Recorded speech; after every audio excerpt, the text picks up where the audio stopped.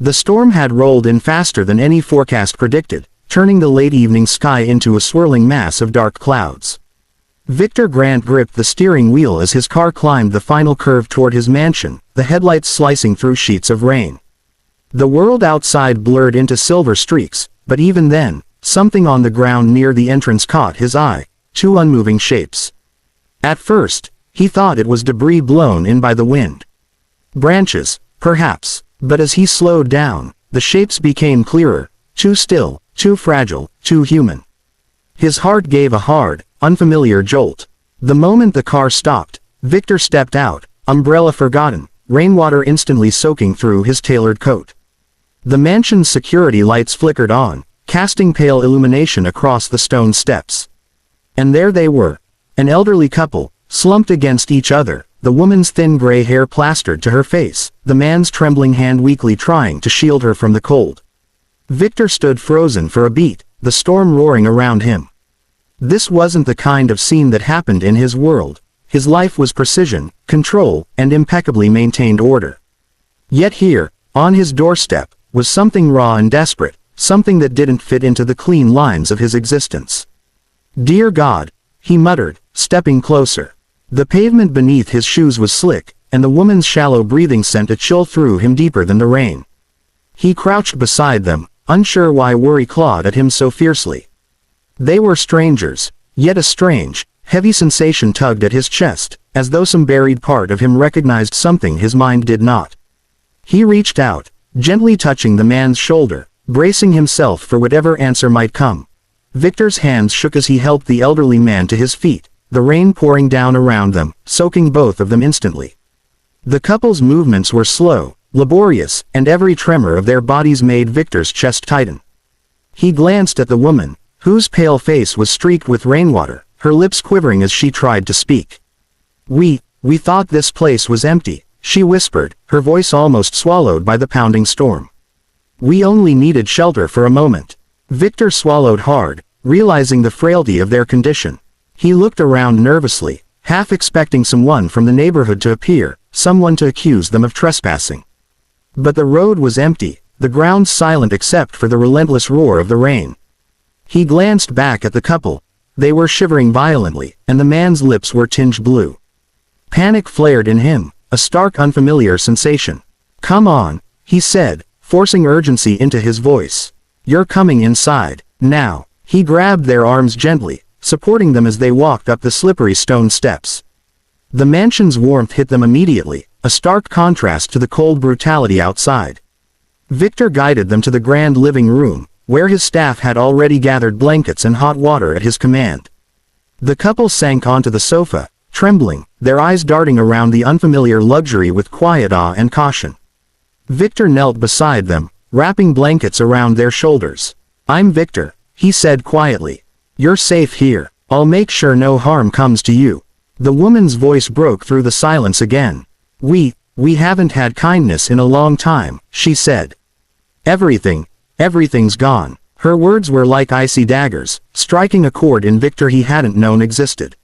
He listened as they explained, between shivers and coughs, that their home had been lost, that family had abandoned them, that the streets had been their only refuge. But as he observed them closely, something about their faces, lines, eyes, gestures, stirred a long-forgotten sense of familiarity in Victor. A nagging thought, fragile yet insistent, whispered at the edges of his mind. Who were these people, really? And why did they feel like pieces of his own lost past? The doctor arrived with a calm urgency, carrying a medical bag that seemed almost out of place in the opulent living room. He checked their vitals, listened to their hearts, and examined their worn, rain-soaked clothing.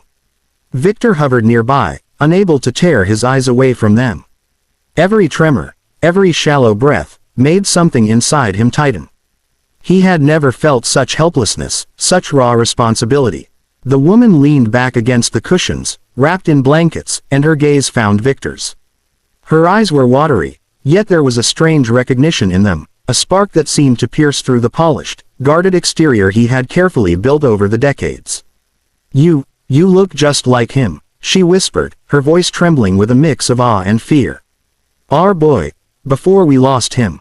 Victor froze. The doctor's voice faded into the background as the words echoed in his mind. He stared at the woman, searching for meaning, but the familiarity of her tone, her eyes, the way her hand instinctively reached toward him, sent a shiver down his spine. I don't understand, he murmured. She took a shaky breath. We lost him when he was a baby, we thought we'd never see him again. And now, her voice trailed off, fear and hope mingling in her expression. The man reached out as well, his hand hovering inches from Victor's, unsure but yearning.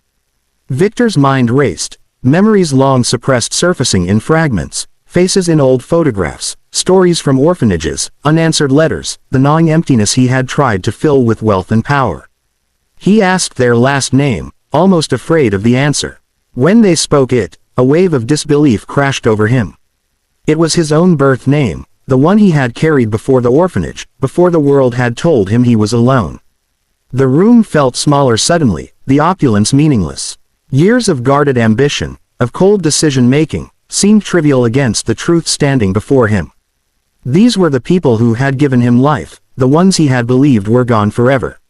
Their fragile, rain-soaked forms were now the bridge to a past he thought he had lost. Victor knelt, finally letting himself feel the full weight of it, the ache of decades without family, the sudden rush of love, grief, and longing. It's really you, he whispered, barely able to contain the storm of emotion rising in him.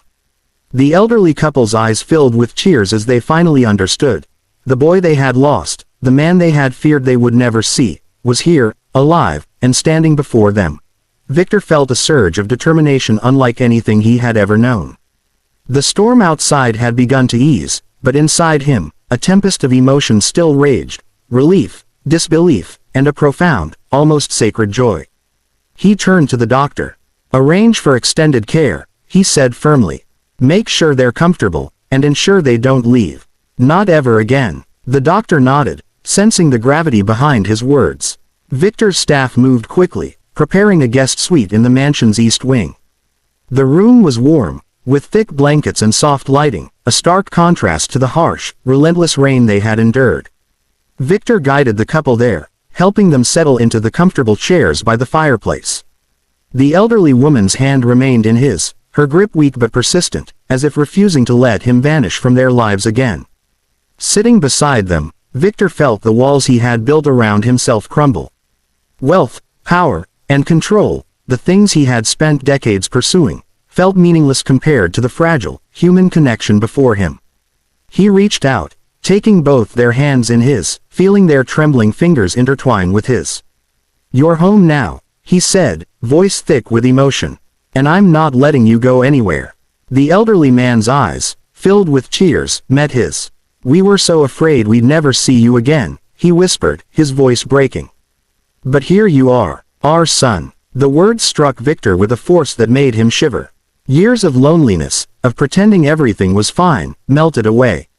In their gaze, he saw the love that had always been his, patiently waiting, even through years of separation. For the first time in decades, Victor laughed, a sound mingled with tears, relief, and disbelief.